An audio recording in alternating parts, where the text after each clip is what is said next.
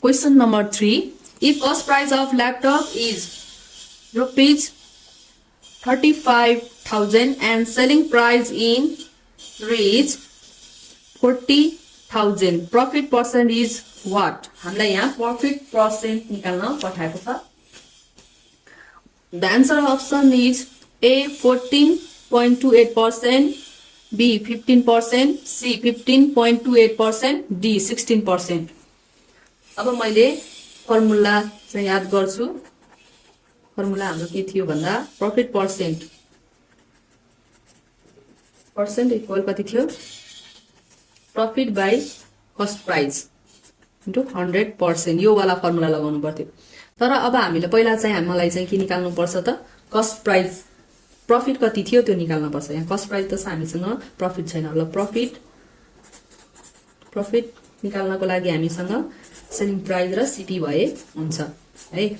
अब मैले cost price selling प्राइसबाट कस्ट प्राइस घटाउँछु. सेलिङ प्राइस भनेको हामीसँग 40,000 थियो अनि कस्ट प्राइस हामीसँग 35,000 थियो.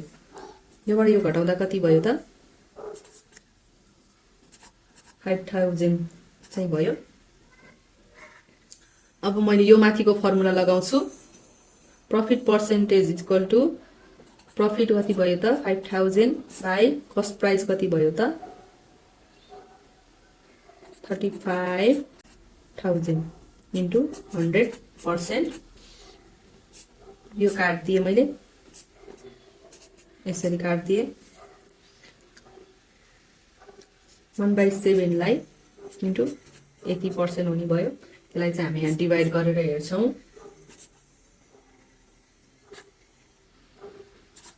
यो गुणन गर्दा माथि 700 बाइ यति आउँछ, 80% आउँछ. अब पहिला यो दुईटालाई लिन्छु.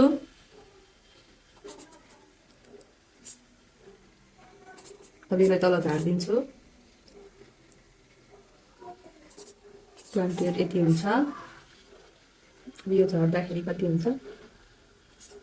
अब पोइन्ट थपेर मैले यति राखिदिन्छु.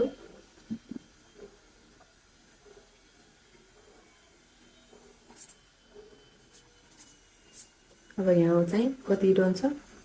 अब फेरि एउटा शून्य थप्दाखेरि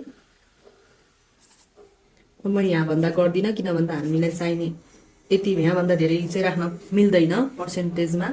त्यसैले यहाँ अझै फो बाँकी रहेछ रिमाइनिङ हैन.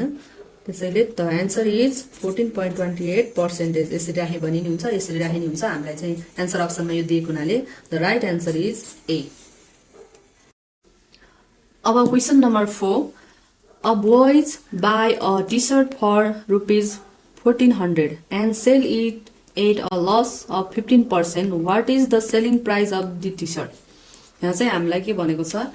यसले 15% लस गरेर बेच्यो अनि सेलिङ प्राइस कति हुन्छ भनेर चाहिँ सोधेको छ.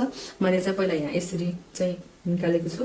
जस्तै यहाँ कति भनेको छ भन्दा आफैले इक्वेसन बनाउँदा कतिको सेलिङ प्राइस कतिको चाहिँ कति पर्सेन्टको चाहिँ सेलिङ प्राइस भयो त भन्ने निकाल्छौं. हामी लस पर्सेन्ट भएको हुनाले अथवा मैले यसरी 100% माइनस 15% गरिदिन्छु सर्टकटमा.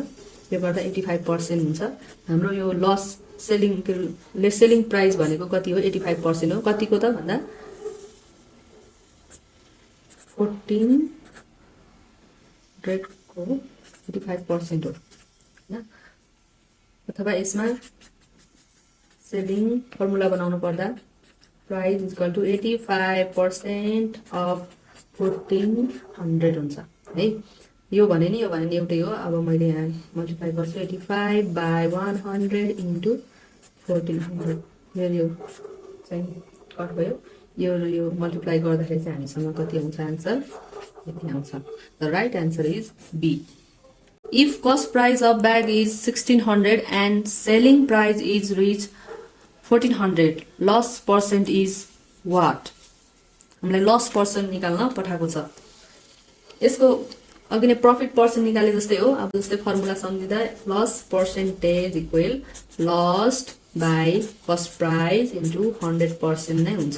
त्योभन्दा अगाडि हामीले चाहिँ लस निकाल्नु पर्छ L loss is equal to CP minus SP हुन्छ हामीसँग कस्ट प्राइस कति छ 1600 माइनस सेलिङ प्राइस कति छ 1400 यो दुईटा गर्दाखेरि कति आयो हाम्रो लस 200 आयो अब यसलाई मैले चाहिँ यो माथिको फर्मुला लाएर गर्दाखेरि हैन यो फर्मुला लाएर गर्दाखेरि कति हुन्छ त भन्दा 200 बाइ कस्ट प्राइस भनेको कति छ 1600 into 100% यो र यो काट्दिए हैन अब मैले यसलाई पनि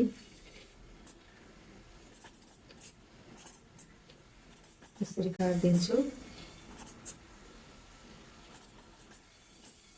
यसरी काट्दिन्छु अब यो भनेको कति हो त हामीले डिभाइड गरेर हेरौं अनि पर्सेन्टेजमा लैजाम 2/2 5 हैन 2 1 जा 2 छैन 5 गयो 2 2 जा 4 हैन अब यहाँ दशमलव थपेर यहाँ चाहिँ 1 ड्रप हुन्छ सबट्र्याक्ट गर्दा अब यसलाई यतिकै राख्न मिल्दैन दशमलव थपेर 0 5 जा 10 गर्दाखेरि 5 The right answer is 12.5%. अब माथि अप्सनहरुमा हेरौं कुन अप्सन दिन्छ The right answer is C.